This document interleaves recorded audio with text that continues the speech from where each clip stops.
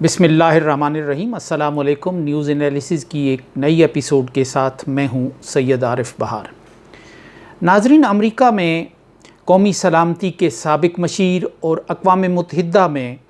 امریکی سفیر John Bolton نے ایک انٹرویو میں یہ تسلیم کیا ہے کہ امریکہ دنیا بھر میں اپنے مقاصد اور مفادات کے تحت حکومتوں کا تختہ الٹنے کی پالیسی پر یقین رکھتا ہے اور ضرورت کے تحت وہ ایسا کر گزرتا ہے۔ جان بولٹن کے ساتھ جو CNN کے نمائندے کی گفتگو ہوئی، اس میں امریکی نمائندے نے صرف وینزویلا کی بات کی، جہاں امریکہ نے اپوزیشن کی مدد سے اس وقت کے صدر مدورو، جو سوشلسٹ مزاج رکھتے تھے اور سوشلسٹ ممالک کی انہیں حمایت حاصل تھی، ان کا تختہ الٹنے کی کوشش کی، لیکن یہ کوشش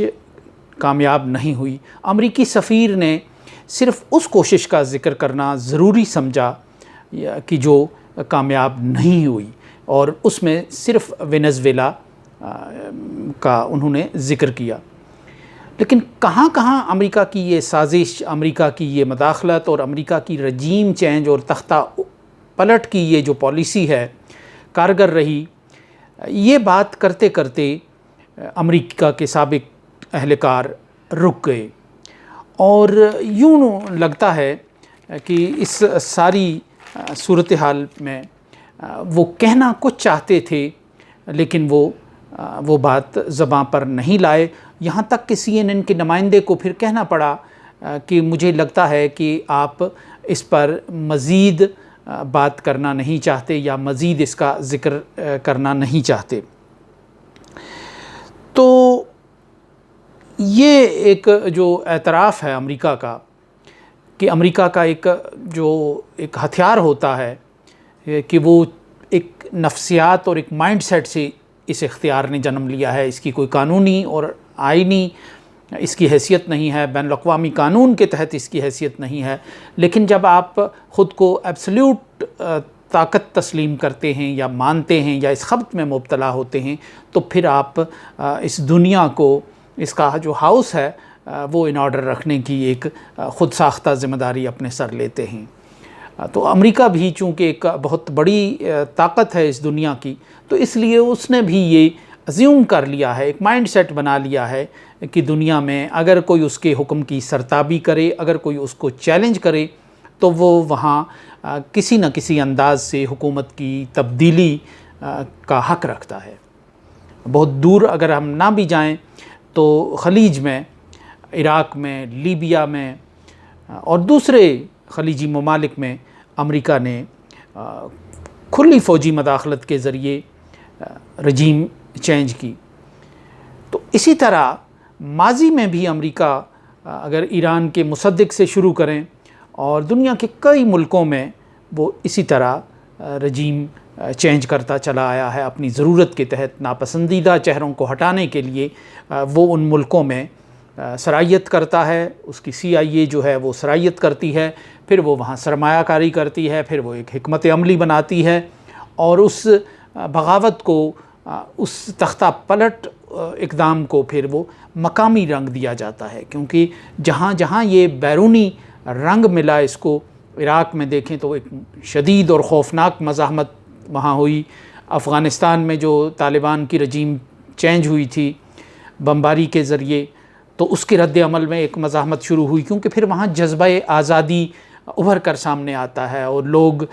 سامراج سمجھتے ہیں اور آزادیوں کا دشمن سمجھتے ہیں، باہر سے آنے والا جارح سمجھتے ہیں، اس کے خلاف مزاحمت کرتے ہیں۔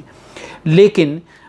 جب یہ ایک مقامی انداز لیے ہوئے ہو، جب یہ ایک مقامی جمہوری اور قانونی اور آئینی انداز لیے ہوئے ہو، تو پھر امریکہ یہاں اپنا دامن صاف بچا لیتا ہے۔ تو یہ امریکہ کی بہت پرانی اسٹریٹجی ہے کہ جہاں جب چاہا طاقت کے ذریعے تبدیل کیا، حکومتوں کے تختے الٹ دیے، حکمرانوں کو نشان عبرت بنایا، اور جہاں چاہا وہاں عوامی مزاحمت منظم کی گئی، سوشل میڈیا جب سے آیا ہے اس وقت سے سوشل میڈیا کو ایک ہتھیار کے طور پہ استعمال کیا گیا، جدید جو ٹیکنالوجی آئی ہے اس کو استعمال کیا اور حکومت تبدیل کی گئی۔ تو اس لحاظ سے امریکہ کے اس انکشاف میں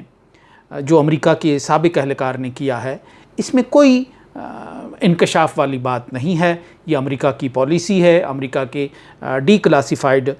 جو دستاویزات ہوتی ہیں ان میں اس کو تسلیم کیا گیا ہوتا ہے، اس میں یہ ساری کہانی بیان کی گئی ہوتی ہے کہ کس ملک میں کس طرح حکومت کو کا تختہ الٹا گیا۔ تو ایسے میں یہ کہنا کہ امریکہ بہت معصوم ہے، اس نے پاکستان میں کوئی مداخلت نہیں کی، اس نے پاکستان میں جو حکومت کی تبدیلی ہے اس میں کوئی کردار ادا نہیں کیا، شاید یہ ایک خود فریبی ہے اور امریکہ کو بیل آؤٹ کرنے کی ایک حکمت عملی ہے۔ تو جو امریکی مشیر تھے قومی سلامتی کے سابق جو یہ بات کر رہے تھے جان بولٹن، تو یوں لگتا ہے کہ وہ کچھ کہتے کہتے رہ بھی گئے اور کے انداز میں وہ کہیں رک گئے۔ شاید اس وقت جو رجیم چینج کا غلغلہ اور الزام ہے امریکہ پر شد و مد سے لگایا جا رہا ہے وہ پاکستان ہے، جہاں عوامی جلسوں میں یہ موضوع اٹھایا گیا ہے اور امریکہ کو ہدف تنقید بنایا جا رہا ہے، اور ایک تبدیلی کو واضح طور پر امریکہ جتنا بھی دامن اس سے بچانے کی کوشش کرتا ہے لیکن امریکہ کا دامن اس میں الجھانے کی ایک مہم چل رہی ہے۔ تو اس لحاظ سے اس وقت وینزویلا یا افریقہ اور خلیجی ملکوں میں اس وقت فوری طور پر ایسا کوئی چیلنج درپیش نہیں ہے، کسی الزام کا سامنا نہیں ہے۔ تو یوں لگتا ہے کہ یہ